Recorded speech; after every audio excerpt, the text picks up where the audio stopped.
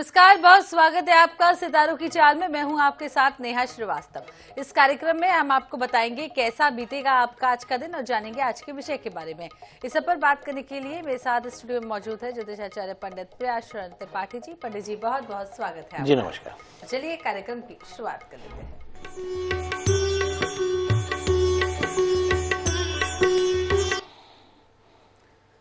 तो हम कार्यक्रम की शुरुआत हर रोज करते हैं पंचांग के बारे में जानकर, ग्रह गोचर के बारे में जानकर और राहु काल के बारे में जानकर। तो पंडित जी से जान लेते हैं क्या कुछ कहता है पंडित जी आज का पंचांग।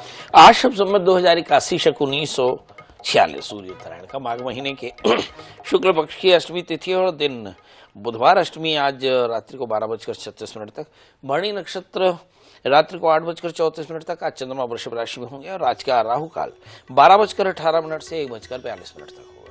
तो ये हुआ आज का राहु काल, यानी कि 12:18 से कोई भी शुभ कार्य आप ना करें। अब बात कर लेते हैं आज के विषय के बारे में। गुणवान संतान और पितृदोष से मुक्ति चाहते हैं तो माघ मास की अष्टमी तिथि का व्रत आपके लिए उत्तम होगा। मान्यता है कि इस दिन भीष्म पितामह के नाम से पूजन तर्पण आदि करने से योग्य एवं संस्कारी संतान की प्राप्ति होती है। क्यों रखा जाता है भीमाष्टमी का व्रत, क्या है ये व्रत, क्या इसकी मान्यता है, सब पे पंडित जी आपसे विस्तार से समझ लेते हैं। तो सबसे पहले तो यही समझ लेते हैं क्या है भीमाष्टमी। कहते हैं जब महाभारत युद्ध हुआ तो भीष्म जो थे वो दुर्योधन के पक्ष के, कौरवों के सेनापति थे। जब बहुत दिनों तक युद्ध का फैसला नहीं हुआ तो एक दिन दुर्योधन ने भीष्म को बहुत खरी खोटी सुनाई कि पितामह आपके तीर तो अर्जुन को जाकर के छूते भी नहीं, तो मैं ज्यादा अच्छा है जाके भैया युधिष्ठिर के चरणों में गिर जाऊं, प्राणों की भीख मांग लूं। बहुत बहुत बोलने के बाद भीष्म को गुस्सा आता है और वो हाथ उठाकर कहते हैं कि मैं कल पांडवों का वध कर दूंगा और कल दुर्योधन तुम अपनी पत्नी को लाना, मैं उसे अखंड सौभाग्यवती का आशीष दूंगा। इसी समय सारे कौरव शंख बजा देते हैं। भगवान कृष्ण अपने खेमे में देखकर आश्चर्य करते हैं कि अभी युद्ध जीता नहीं, फिर ये शंख ध्वनि कैसी। गुप्तचरों से पता किया तो दो बातें पता हुई कि आज भीष्म ने दुर्योधन की पत्नी को आशीर्वाद देने का वचन दिया है और साथ में कहा है कि कल पांडवों का वध हो जाएगा। भगवान कृष्ण द्रौपदी को जाकर आशीर्वाद दिला देते हैं भीष्म से और फिर अब भीष्म के सामने मृत्यु और जन्म का संकट, क्योंकि भीष्म अपने प्रतिज्ञा के कारण जाने जाते थे। भीष्म को इच्छा मृत्यु का वरदान था, भीष्म को जीतना संभव नहीं था। तो फिर भीष्म से भगवान कृष्ण पूछते हैं कि कल भीष्म क्या होगा। भीष्म बोलते हैं महाराज अर्जुन से कहना कि शिखंडी को सामने करके मुझ पर तीर चलावे और तीर तब तक चलावे जब तक मैं गिर न जाऊं। मैं शिखंडी पर तीर नहीं चलाऊंगा और इस तरह से अर्जुन से कहना मुझे तीरों से छेद देवे। वैसे ही होता है। दूसरे दिन अर्जुन शिखंडी को सामने करके और भीष्म पितामह पर तीर चलाते हैं और भगवान के आदेशानुसार भीष्म शरशैया पर लेट जाते हैं और फिर भीष्म सूर्य के उत्तरायण का इंतजार करते हैं और माघ महीने के शुक्ल पक्षी अष्टमी को वे प्राण त्यागते हैं। इसे भीमाष्टमी व्रत कहते हैं। कहते हैं कि भीष्म जैसे उत्तम संतान की प्राप्ति के लिए इस दिन भीमाष्टमी का व्रत जातकों को करना चाहिए, साधकों को करना चाहिए। प्रातः काल जल लेकर के स्नान करके पवित्र हों और फिर जल लेकर संकल्प करें कि मैं उत्तम संतान की प्राप्ति के लिए भीमाष्टमी का व्रत करूंगा, ऐसा संकल्प करके और फिर जल स्थान में जाकर के भीष्म के लिए तर्पण करें और फिर भीष्म के लिए एकोदिष्टि श्राद्ध करें, पार्वण श्राद्ध करें और फिर व्रत के नियमों का पालन करते हुए भगवान के नाम का स्मरण करें। इस तरह से अगर कोई भीमाष्टमी का व्रत करे तो उसकी सभी मनोकामनाएं पूर्ण होती हैं। तो जिस तरीके से पंडित जी ने बताया कि भीमाष्टमी का व्रत करने से सभी मनोकामनाएं पूर्ण होती हैं, पंडित जी जो निसंतान हैं, जिन्हें बच्चे नहीं हो रहे या जिनके बच्चे हो चुके हैं, क्या वो भी ये व्रत रख सकते हैं? हाँ, संतान पैदा हो जाए या संतान होने वाली हो या संतान ना हो रही हो, तीनों ही अवस्थाओं में भीमाष्टमी का व्रत किया जा सकता है। जी, तो तीनों ही अवस्था में भीमाष्टमी का व्रत किया जा सकता है। क्या कुछ नियम है पंडित जी, किस तरीके से ये व्रत रखना चाहिए, क्योंकि निर्जला व्रत रखते हैं, और किस तरीके से इसका नियम पालन किया जाना चाहिए? नहीं, एक भोजी भूमि शाही भूतवा ब्रह्म परशुचि। एक बार भोजन करे, भूमि में शयन करे और व्रत के नियमों का पालन करे, उत्तम संतान की प्राप्ति की धारणा लेकर, संकल्प लेकर के, और भगवान भीष्म का ध्यान करते हुए, और फिर जैसे हमारे यहाँ पे नित्य तर्पण विधि है वैसा तर्पण करना चाहिए। कौओं को ग्रास निकालना चाहिए, पंच बलिहरण जिसको बोलते हैं, गो ग्रास निकाले, कौओं का ग्रास निकाले, चींटियों का ग्रास निकाले, कुत्ते का ग्रास निकाले, और ऐसा करके पंच बलिहरण करके और फिर ब्राह्मण को भोजन कराना चाहिए। तो ब्राह्मणों को भोजन कराना चाहिए, और इसके पीछे का धार्मिक महत्व जिस तरीके से पंडित जी आपने हमें बताया, एक कहानी बताई है, लेकिन हमने देखा है कि भीमाष्टमी व्रत उतना फेमस कह दें या कुछ कह दें कि लोगों को जानकारी नहीं है इसके बारे में, इसका क्या कुछ कारण आप समझेंगे? देखिए, हमारे यहाँ पे जितने भी व्रत रखे गए है ना, वे सब देवताओं के लिए रखे गए।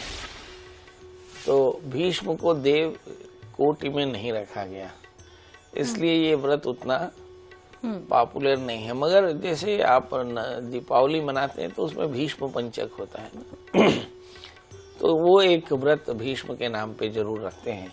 और एक और भी अच्छी बात है, शायद नेहा जी आपको पता हो ना हो, महाराज भीष्म इकलौते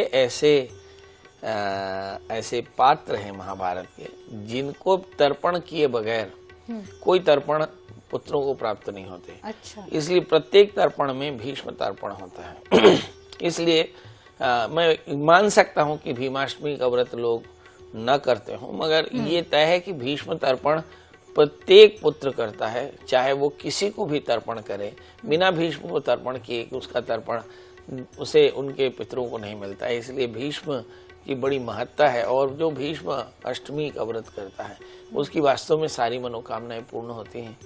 देखिए, पहले इतनी मीडिया भी नहीं थी, इतना प्रचार प्रसार भी नहीं था, पर आज आपके माध्यम से लोगों को पता चल रहा है कि भीष्म एक योद्धा थे जो कभी हारे नहीं, और जिनकी प्रतिज्ञा के बारे में कहा जाता था कि उनकी प्रतिज्ञा स्वयं परमात्मा कृष्ण पूरा करते थे। और उन्होंने जब दुर्योधन के पक्ष में रह करके पांडवों का वध करने का संकल्प किया, तब भगवान कृष्ण ने उनके मृत्यु का रास्ता बनाया, और फिर द्रौपदी को खंड सौभाग्यवती का आशीर्वाद दिला करके और भीष्म के सामने मृत्यु की परिस्थितियां तय की कि अब भीष्म के सामने मरने के अलावा रास्ता नहीं था, क्योंकि एक तरफ उन्होंने दुर्योधन से कहा था कि पांडवों का वध कर दूंगा, और द्रौपदी से कह दिया कि तुम अखंड सौभाग्यवती रहोगी। तो अब इनमें से किसी एक का ही पालन हो सकता था, और अपने शब्द की पालना में उन्होंने अपने देह का त्याग किया।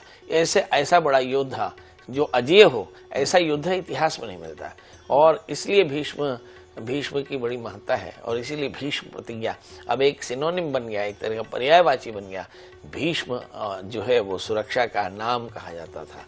अब बोलते हैं ना कि फलाने राज का भीष्म पितामह है, इसका मतलब है कि वो इतना बड़ा सुरक्षा का पर्यायवाची बना है। तो ऐसी इस महान योद्धा की याद में ये भीष्म भीमाष्टमी व्रत किया जाता है, भीष्म पंचक व्रत किया जाता है। तभी तो हम भीमाष्टमी व्रत की बात कर रहे हैं। भीष्म पंचक व्रत जो है वो दीपावली के पास किया जाता है। जी, तो पंडित जी ये भी समझ लेते हैं आज के दिन कोई विशेष मंत्रोच्चार करना चाहिए, वो क्या होगा?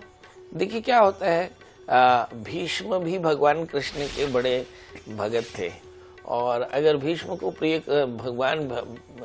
को अगर कोई प्रिय चीज देनी हो तो भगवान कृष्ण का नामोच्चार करना चाहिए।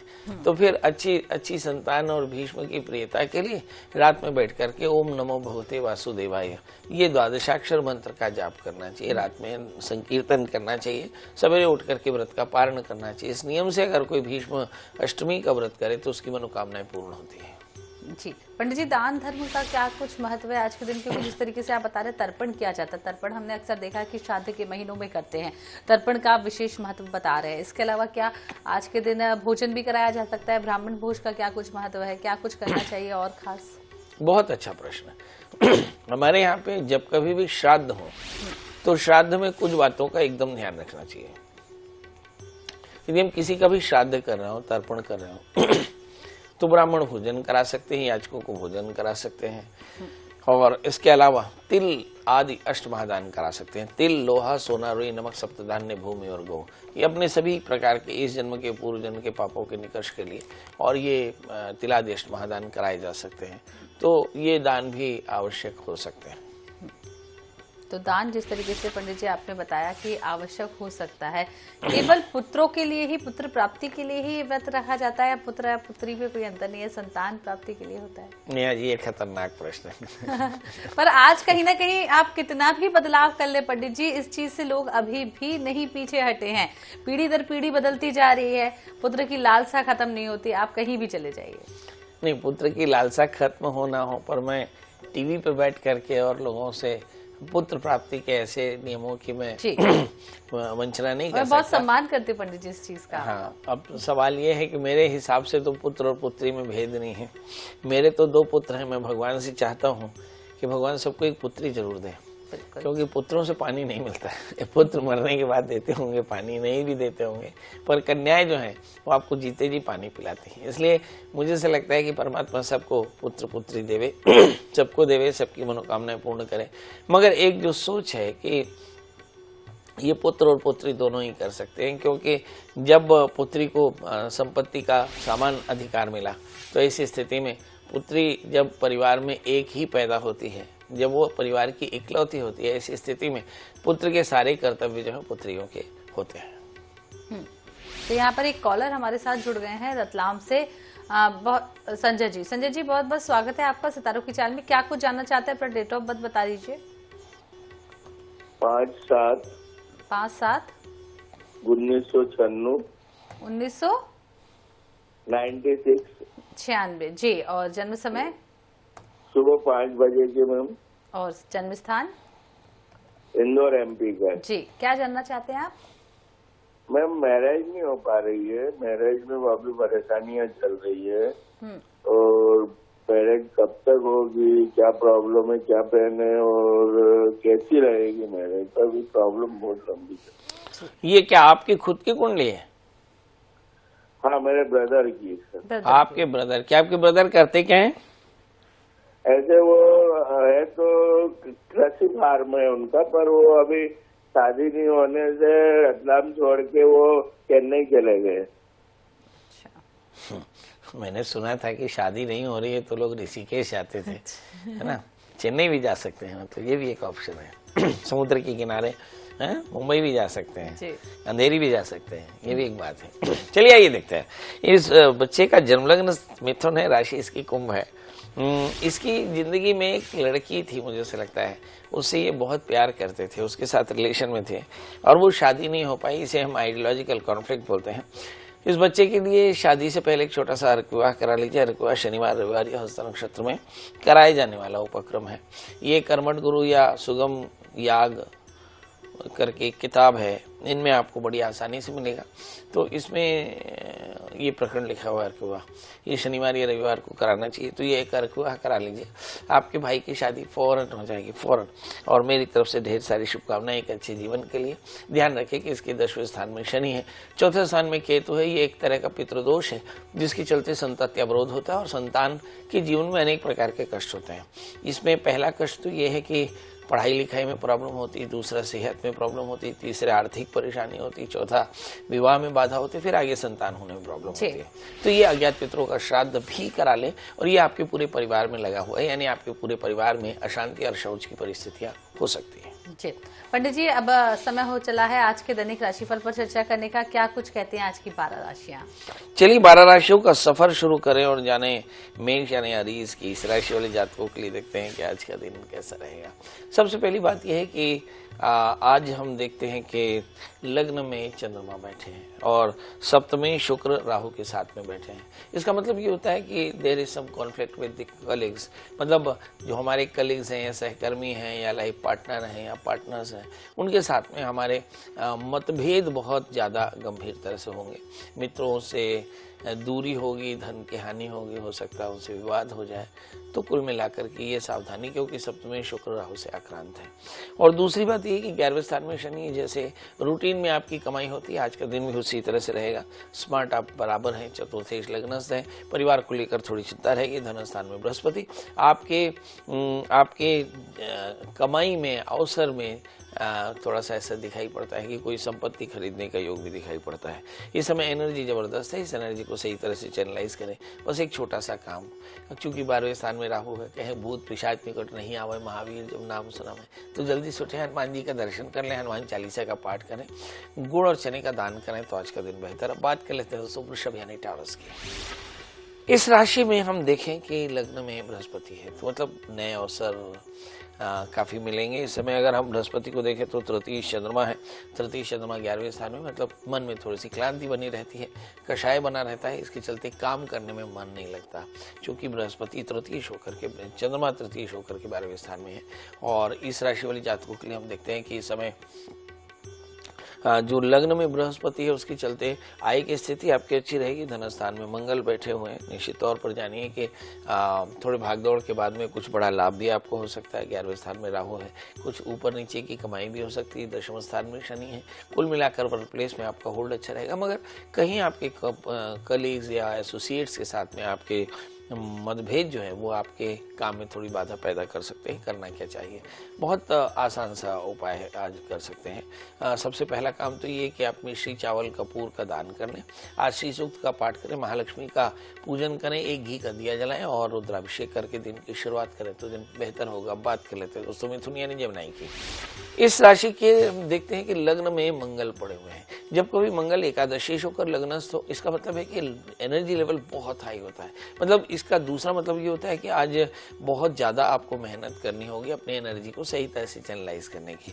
मगर यहाँ दूसरी बात ये होती है कि बृहस्पति 12वें स्थान में है, यहाँ फिर भी वही परेशानी है कि कलीग्स, पार्टनर, एसोसिएट्स, बॉसेस के साथ में नाराजगी आपके लिए बहुत अच्छी नहीं। इस समय संपत्ति और भागीदारी में कष्ट हो सकता है। जैसे मैंने कहा, एसोसिएट्स के साथ में विवाद की स्थितियां बन सकती हैं। अगर हम देखें कि चतुर्थ स्थान में केतु बैठे हैं और चतुर्थेश बुध जो है वो अपने स्थान से 8वें स्थान में बैठे, मतलब माता का स्वास्थ्य, वाहन की खराबी या घर में चिंताएं, ये थोड़ी सी बात हो सकती है। क्या करें जिससे आज का दिन बेहतर हो? जल्दी से उठें, स्नान करें, स्नान करके भगवान सूर्य को रख दें, भगवान शिव का अभिषेक करें और फिर दिन की शुरुआत करें तो दिन बेहतर होगा। अब बात कर लेते हैं दोस्तों कर्क यानी कैंसर की। इस राशि में अगर हम देखें तो मंगल 12वें स्थान में बैठे, लग्नाधिपति दशम स्थान में बैठे, मतलब आप अपनी क्षमता से बेहतर प्रदर्शन करेंगे, लोगों का बहुत अच्छा साथ मिलेगा, क्योंकि 7वें स्थान में सूर्य बुध है। मगर इसके बाद भी अपने कलीग्स, अपने पार्टनर या अपने लाइफ पार्टनर के साथ में विवाद की स्थितियां बन सकती हैं। ये आपके खुद के पैरों में या कमर में तकलीफ की संभावना बेहतर हो सब बहुत ज्यादा हो सकती है। भाग्य स्थान में राहु, उलझने लगातार है। 11वें स्थान में बृहस्पति, लाभ की स्थिति, अवसर भी बहुत जबरदस्त आपके पास में है। जहां तक मैं देखता हूं कि दशमाधिपति 12वें स्थान में है, जिसका मतलब है बॉसेस की नाराजगी अंडरलाइन करके आपको चिंता का विषय हो सकता है। अब क्या करना चाहिए? तो बॉसेस नाराज ना हो उसके लिए मसूर की दाल गुड़ का दान करें और अपनी क्षमता से ज्यादा प्रदर्शन करने की कोशिश करें। और इसके अलावा मुझे ऐसा लगता है कि हनुमान जी का दर्शन करें, हनुमान चालीसा का पाठ करें तो आज का दिन आपके लिए बेहतर होगा। और अब बात कर लेते हैं दोस्तों सिंह यानी लियो की। इस राशि में हम देखते हैं कि 11वें स्थान में मंगल पड़े हुए हैं, बहुत अच्छी बात है। भाग्येश अगर 11वें स्थान में हो तो अवसर होते हैं, कमाने के अवसर होते हैं। मतलब आज आप महत्वाकांक्षा के अनुरूप, अपनी एनर्जी के अनुरूप खूब उत्साहित रहेंगे और खूब मेहनत करेंगे और मेहनत का अच्छा परिणाम भी आपको मिलेगा। सिंह राशि के जातकों के लिए कुछ बहुत चिंता की बात है, ये 8वें स्थान में राहु पड़े हुए हैं। 8वें स्थान के राहु कहते हैं कि अपनों से हानि और परायों से काफी बड़ा धन मिल सकता है, खासकर राज्य सत्ता से कुछ बड़े उपकार या बड़े उपहार मिल सकते हैं। तो इसके लिए आप कोशिश कर सकते हैं। 6ठे स्थान में पड़े हुए सूर्य बुध, मोटे तौर पर आज का दिन आपके लिए बहुत शानदार जाने वाला है। सिंह राशि वाले जातकों के लिए हम देखें कि अष्टमेश इस समय बैठे हुए हैं दशम स्थान में, मतलब भागदौड़ के बाद अपने वर्क प्लेस में आपकी होल्ड काफी अच्छी रहेगी। दो सलाह, नंबर एक कि आप किसी प्रकार के शॉर्ट टर्म इन्वेस्टमेंट न करें, डॉक्यूमेंट बड़ी सावधानी से या फिर पीडी से चेक बड़ी सावधानी से दें। इसके अलावा आप भगवान शिव का पूजन करें, धतूरे की माला भगवान शिव में चढ़ाएं, तो आज का दिन आपके लिए बहुत बेहतर होगा। बात कर लेते हैं दोस्तों कन्या राशि। इस राशि में केतु बैठे हैं। जब कभी भी केतु की बात आए तो फिर आप मान सकते हैं कि कुछ नएपन की बात होगी, कुछ इनोवेशन की बात होगी, क्योंकि केतु एक फिर बहुत चालाक ग्रह है जो बहुत मेहनती है और चमत्कारी है, बड़ा रहस्यमयी है। तो कन्या राशि वाले जातकों के लिए कुछ नया करने की आज इच्छा होगी और आप नया कर पाएंगे और नए काम की शुरुआत भी कर सकते हैं। मुझे ऐसा लगता है कि आप अपनी गलतियों को सुधारने की कोशिश भी करेंगे। रिश्तों में खटास हो सकती है, जैसे मैंने कहा कि 7वें स्थान में राहु, पार्टनर्स, एसोसिएट्स या फिर कलीग्स के साथ आपको अपने रिश्ते को बेहतर रखने की बड़ी जद्दोजहद उठानी पड़ेगी। 6ठे स्थान में शनि लगातार आपके प्रेशर जो लाइबिलिटी है वो बढ़ता नजर आ रहा है, तो शनि का बहुत ध्यान रखें। 5वें स्थान में सूर्य बुध संतान को लेकर अच्छी खबरें आपको बड़ी कुशलता देंगी। इस समय हम 11वें स्थान के स्वामी चंद्रमा अष्टम स्थान में बैठे हैं। रूटीन में कैश क्रंच आपको दिखाई पड़ सकता है। इस राशि वाले जातकों के लिए चाहिए कि वो मूली का दान करें और सूक्ष्म जीवों के लिए 1 मुट्ठी शक्कर, 1 मुट्ठी आटा निकालें, तो आज का दिन बेहतर। अब बात कर लेते हैं दोस्तों तुला यानी लिखा। इस राशि में हम देखें कि केतु 12वें स्थान में, 6ठे स्थान में राहु। आमतौर पे हम देखते हैं कि इस समय जो बृहस्पति है वो 8वें स्थान में बैठे हैं, तो मुझे ऐसा लगता है कि वैसे तो आप एक अच्छे प्रोफेशनल हैं, लेखन में या क्रिएटिविटी में आप बहुत अच्छा काम कर पाएंगे, मगर मुझे ऐसा लगता है कि कहीं आपका आलस्य आपके मार्ग में बाधन बन सकता है। तो तृतीय बृहस्पति के 6ठे स्थान में होने से, आप 8वें स्थान में होने से कहीं मनोबल कम होता है। व्यवसाय और सहयोगियों से काफी अच्छा लाभ होता है, क्योंकि चंद्रमा आपके 7वें स्थान में बैठे और सप्तमेश भाग्य स्थान में बैठे, मतलब दोस्तों या लाइफ पार्टनर या फिर कलीग्स के साथ में आपको काफी फायदा, काफी सहयोग मिलेगा। 6ठे स्थान में राहु, कुछ अज्ञात चिंताएं आपके लिए परेशानी का सबब बनी हुई है, क्या करें? जल्दी से उठें, हनुमान जी का दर्शन करें, हनुमान चालीसा का पाठ करें, गुड़ चने का दान करें, तो आज का दिन बेहतर। अब बात कर लेते हैं दोस्तों वृश्चिक यानी स्कॉर्पियो। इस राशि पर हम देखें कि 3रे स्थान में सूर्य बुध है, बहुत स्मार्ट है, कला, साहित्य और दूसरे संगीत इत्यादि विषयों में आपको काफी रुचि है और इसमें आपको प्रशंसा मिलेगी। आपकी योजनाएं जो है वो फ्लोर पे काफी ज्यादा सक्सेस होने वाली है, इसलिए मन बहुत प्रसन्न रहेगा। वृश्चिक राशि वाले जातकों के लिए देखिए 4थे स्थान में शनि, माने सामाजिक प्रतिष्ठा या पारिवारिक सहयोग आपको अप्रोप्रिएट रहेगा, मगर 5वें स्थान में शुक्र है। आप खूब कर्तव्य होकर के और परेशान हो सकते हैं, ये एक छोटी चिंता की बात है, मतलब आपको अपने निर्णय बड़ी सावधानी से लेने होंगे। यहाँ पर हम देखते हैं कि 6ठे स्थान में चंद्रमा है। बाय द वे चंद्रमा भाग्येश होकर के 6ठे स्थान में, मतलब शत्रुता से बचे, ऋण रोग व्याधि शत्रुता आपकी चिंता की बड़ी वजह बन सकती है।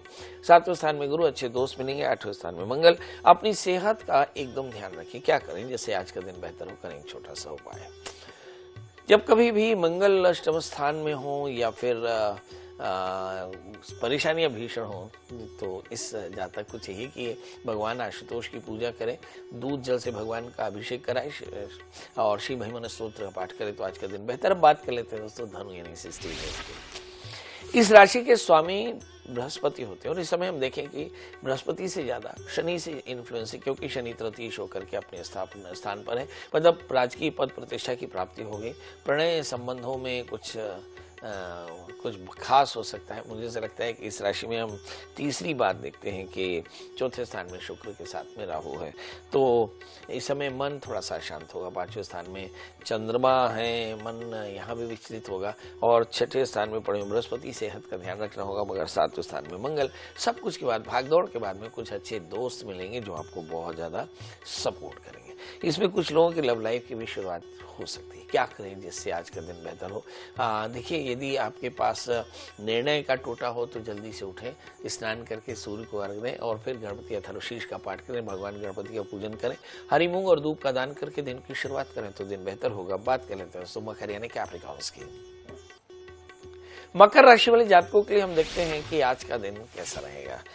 हाँ, लग्न में सूर्य बुध हैं, जीवन के छोटे बदलाव आपके लिए काफी ज्यादा प्रेरणादायक हो सकते हैं। तीसरे स्थान में राहु बहुत क्रिएटिव है, अपनी जिम्मेदारी प्राथमिकता तय करें क्योंकि कंफ्यूजन बहुत ज्यादा है। धन स्थान में शनि, सांपत्तिक विवादों में आपको बड़ी सफलता मिलेगी। चौथे स्थान में चंद्रमा, पारिवारिक कलह के कारण मन परेशान। पांचवें स्थान में बृहस्पति, संतान को लेकर कुछ अच्छी खबरें मिल सकती हैं। छठे स्थान में मंगल और सब कुछ के बाद में आप शत्रुवीर होने वाले हैं। भाग्य स्थान में केतु जो बताते हैं कि यात्राएं आपके लिए बहुत शुभ है। इस समय क्या नहीं करना चाहिए? नंबर 1, आप अपने निर्णयों को काफी डिले ना करें, जल्दी से अपने सोचे हुए चीजों को एग्जीक्यूट करें। आज माता के मंदिर में जाएं, माता को जामुनी वस्त्र पहनाएं, काली वस्तुओं को चढ़ावा करें तो आज का दिन बेहतर। बात कर लेते हैं दोस्तों कुंभ राशि की।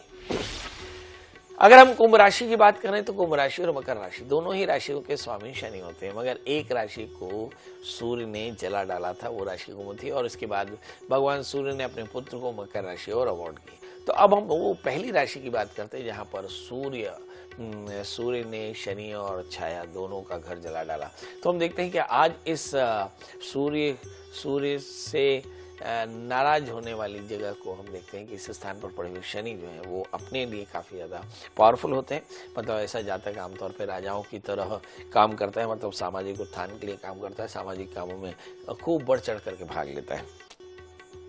दूसरे स्थान में राहु है, इसका मतलब बहुत साफ है कि किसी प्रकार के शॉर्ट टर्म इन्वेस्टमेंट आपके लिए अच्छे नहीं हो सकते हैं, थोड़ा सावधानी रखनी चाहिए। इस समय 8वें स्थान में केतु है, यात्राएं हो सकती हैं जो आपके लिए जबरदस्त फायदेमंद हो सकती हैं। इस समय तीसरे स्थान में चंद्रमा, निर्णय लेने में थोड़ा सा आप फ्लिक करें, मतलब जल्दी आपके निर्णय बदलें। चौथे स्थान में बृहस्पति, भूमि वाहन मकान के योग प्रबल होंगे। 5वें स्थान में मंगल, संतान की आतुरता को लेकर के आप थोड़े चिंतित हो सकते हैं। इस समय 8वें स्थान में केतु, यात्राओं में जरूर जाना चाहिए। क्या करें जिससे आज दिन बेहतर होगा? एक छोटा सा उपाय है, जैसे मैंने कहा कि आज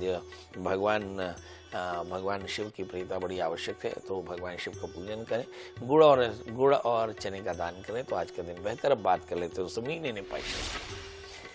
ये वो राशि है जहां पर जिसका फलित बोलते हुए मैं थोड़ा सा झिझकता हूं, क्योंकि इस राशि में वास्तव में बड़ा संघर्ष है, क्योंकि लगातार 1.5 वर्षों से राहु जिनके लगन में बैठे हों, शनि दाएं बाएं घूम रहे हों, खासकर शनि 12वें स्थान में हो यानी हानि स्थान में शनि बैठे हों, मतलब इस राशि के जितने भी जातक हैं वे अपने जीवन में कड़ा संघर्ष कर रहे हैं। और इनमें से जो सफल हैं वो मान लें कि उन्होंने बहुत संघर्ष किया है, और बहुत संघर्ष के बाद में राहु उन्हें बहुत बड़ा पद देने वाले। पर जो आमतौर पर मीडियोकर्स हैं, जो थोड़े संघर्ष से थक जाते हैं, उनके लिए थोड़ी सी परेशानी की बात है। क्या करें? जल्दी से उठें, भगवान शिव का पूजन करें, दूध और चावल यानी खीर का दान करें, शिव सूक्त का पाठ करें तो आज का दिन बेहतर होगा। तो ये बात हुई आज के दैनिक राशिफल के बारे में। पंडित जी बहुत बहुत शुक्रिया तमाम जानकारी साझा करने के लिए दर्शकों के साथ। और इसी के साथ सितारों की चाल में बस इतना ही। बने रहिए आर24/7 के साथ। दीजिए इजाजत, नमस्कार।